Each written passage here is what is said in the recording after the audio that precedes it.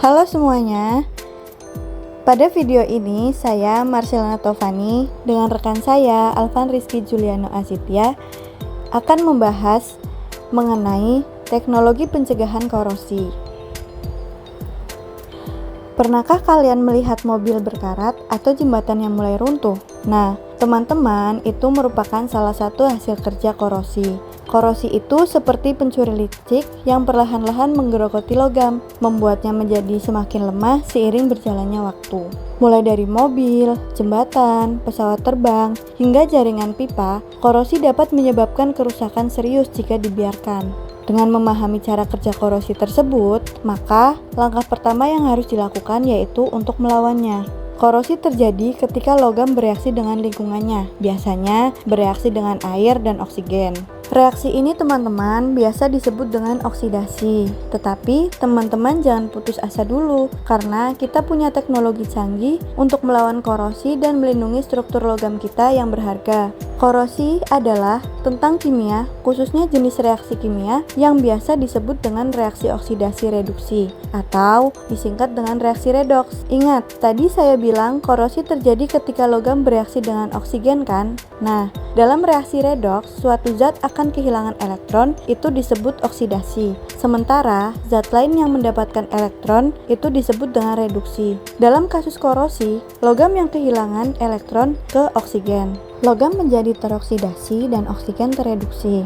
Pertukaran elektron inilah yang menyebabkan logam memburuk dan membentuk tanda-tanda karat. Dengan memahami bagaimana elektron bergerak selama korosi, maka kita dapat mengembangkan strategi cerdas untuk mencegahnya. Pengetahuan tentang reaksi redoks yang kita miliki menjadi senjata kita untuk melawan korosi. Melindungi struktur logam kita dari kerusakan akibat korosi adalah prioritas utama. Salah satu teknik yang populer disebut dengan teknik pelapisan. Pelapisan seperti cat, pernis, atau bahkan lapisan tipis plastik yang bertindak sebagai penghalang antara logam dan lingkungan, mencegah molekul oksigen yang mengganggu mencapai permukaan. Metode efektif lainnya yang dapat dilakukan adalah proteksi katodik. Proteksi katodik ini melibatkan penghubungan logam yang akan dilindungi ke logam yang lebih mudah terkorosi, yang disebut dengan anoda korban.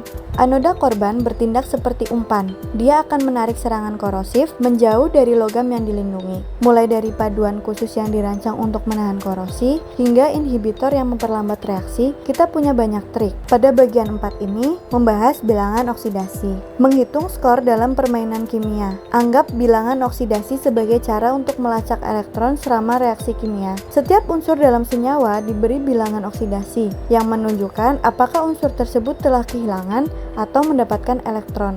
Misalnya, dalam bentuk unsurnya, oksigen memiliki bilangan oksidasi 0, tetapi ketika bereaksi dengan logam untuk membentuk oksida seperti karat, bilangan oksidasinya menjadi 2, yang menunjukkan bahwa ia telah memperoleh 2 elektron. Dengan melihat perubahan bilangan oksidasi selama reaksi, kita dapat mengetahui unsur mana yang sedang dioksidasi dan mana yang sedang direduksi. Bagian 5. Reaksi redoks. Saling memberi dan menerima elektron. Reaksi redoks ada di mana-mana dalam kimia. Mereka adalah kekuatan pendorong di balik segala hal, mulai dari pembakaran dan respirasi hingga fotosintesis dan korosi. Hal utama yang perlu diingat tentang reaksi redoks adalah bahwa reaksi ini selalu melibatkan transfer elektron dari satu zat ke zat lain. Satu zat kehilangan elektron, oksidasi, dan zat lain mendapatkan elektron dan reduksi. Kehilangan oksidasi hanyalah cara untuk melacak elektron selama reaksi, sedangkan reaksi redoks adalah proses kimiawi yang sebenarnya melibatkan transfer elektron. Ini seperti perbedaan antara kartu skor dan permainan itu sendiri. Bagian 6. Manfaat pencegahan korosi. Menghemat uang dan sumber daya.